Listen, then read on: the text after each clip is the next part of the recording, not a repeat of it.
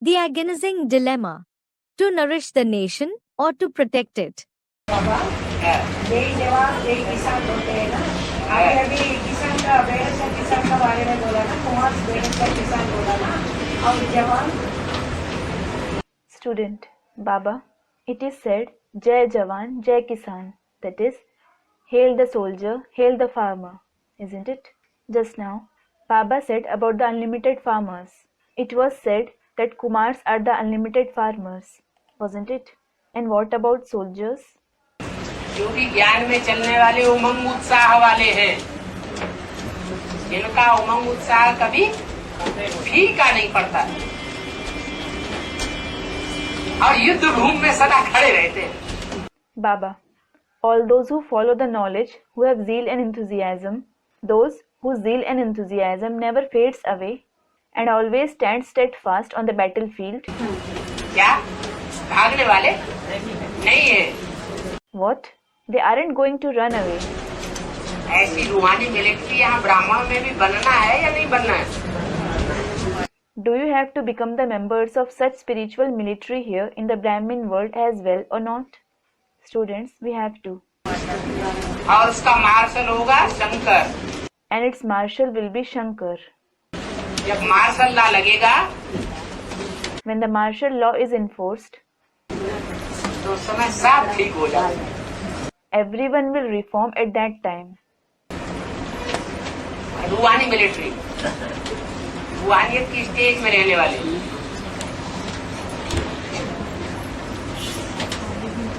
वो है किसान।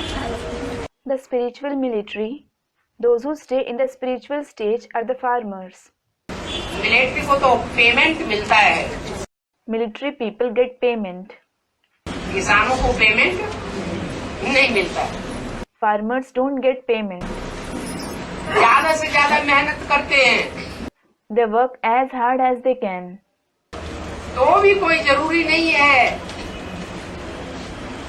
कि उनका बैंक बैलेंस बन जाए। Still, it isn't necessary that they make bank balance. किसानों को घाटा ही घाटा जा रहा है। Farmers are suffering only loss. Military वालों को घाटे की कोई बात नहीं। There is no question of loss for the military people. लौकिक जीवन में भी घाटा नहीं होना है और 21 जन्म के लिए भी घाटा नहीं होना है। You shouldn't suffer loss in your Lokik life as well as for 21 births. तो कुमारों को भी रूहानी मिलिट्री बनना चाहिए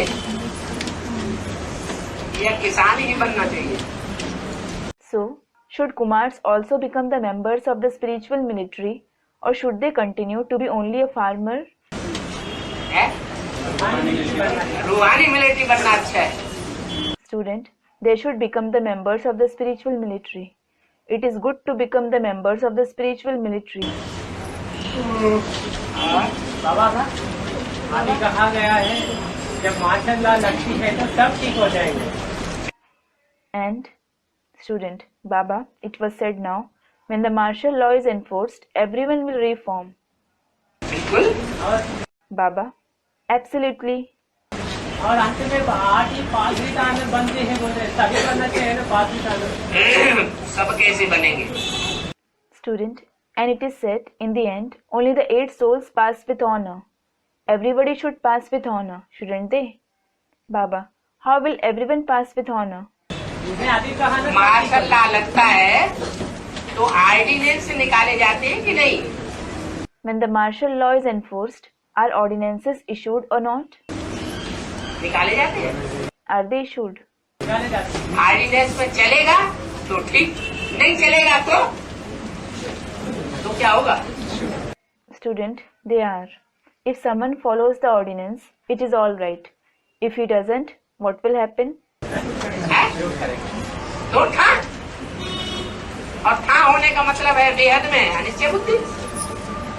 He is shot down, and to be shot in the unlimited means to have a doubting intellect. तो ऐसे ढेर के ढेर ठा होते जाएंगे। Numerous souls will continue to be shot like this. ठा होते होते होते होते कितने बचेंगे? And after being shot, how many will remain? 8 बचेंगे जो पूरी श्रीमत को फॉलो करेंगे। 8 souls will remain who follow complete Srimad.